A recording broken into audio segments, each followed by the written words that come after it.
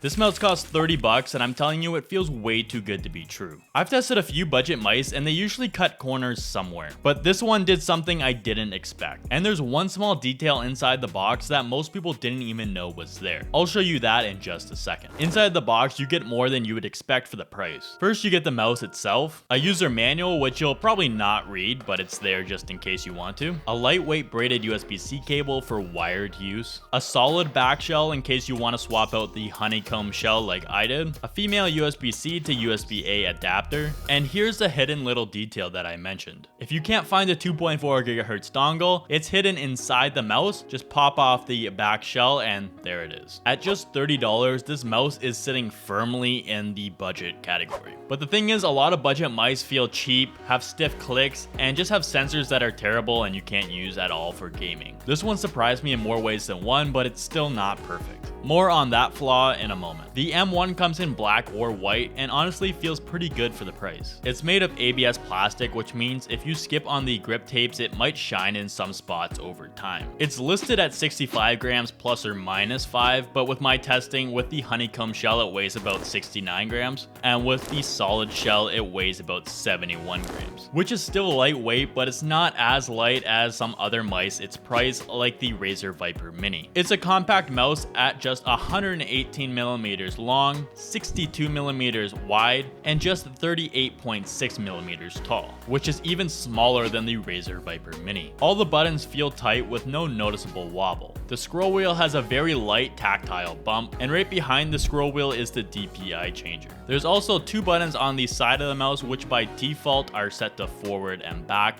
but you can change that along with all the other buttons in the software, but I'll get to that more later. Before we get to all the features on the M1, let's hear exactly how all the buttons sound.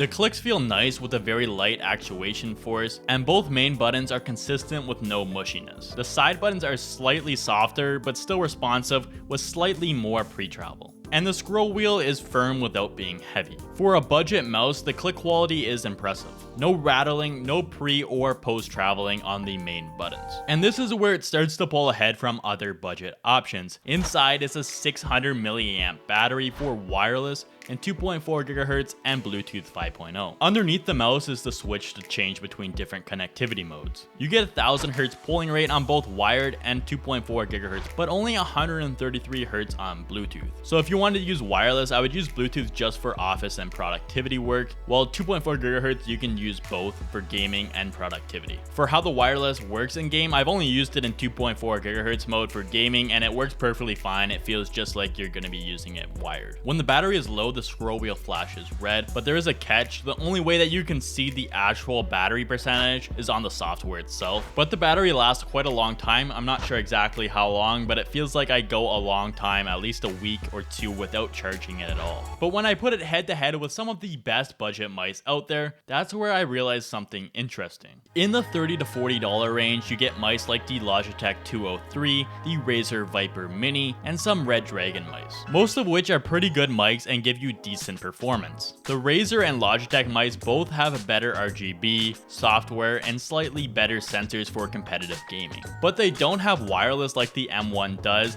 and they don't come with included grip tapes or a swappable back shell. While the M1 is slightly worse in a few categories, the RGB and software aren't really too important to me, and the sensor is only slightly worse. It's not too noticeable unless you're a really competitive gamer. And the build quality is really good for what you're paying for. Or if you're on a budget, just get the Razer Viper Mini or the Logitech G203. So you're not getting an ultra premium sensor, but for casual gaming and day-to-day use, it's honestly one of the best budget mice out there. But that's only on day one. The real question is, how does it work after a few months of use? I've been using the M1 for a while now, and this is what I've noticed over time. The ABS plastic shell holds up well structurally, but if you do skip on the grip tapes, you'll probably notice some shine somewhere on the mouse over time. The included grip tapes have stayed on well for me, but they might peel off over time, although I've been using it for a few months and it's been staying on fine. The only problem is when I installed the grip tapes, I kind of messed up and there is an air bubble on one of the grip tapes. The included USB-C cable is great, it's light, and it seems to be holding up well. The switches have stayed crisp and no sign of double clicking, which is a good sign for budget gear. Overall, for $30, this thing is a lot more durable than I would have expected. This mouse works well with pretty much any grip style, although smaller hand users might be more at home. The Pixart 3325 sensor tracks well, and I don't notice any jitters, but do keep in mind it's not a top tier esports sensor. If you want something like that, I would go with the Pixart 3359 that's found in the Razer Viper Mini. But honestly, for me, it works perfectly fine, but I have heard of a lot of people not liking the Pixart 3325. So here's my takeaway. For $30, the Skyloong M1 is hard to beat. It's got solid build quality, a great feature set, and it just nails that balance between gaming and productivity. If you're on a budget, this is kind of one of those why not buys, although if you're serious about competitive gaming, you might want something more high-end. And speaking of great budget deals, you need to check out the Bridge 75 keyboard that I just reviewed. It's a keyboard that I seriously regret not trying sooner, and the reason is in this video.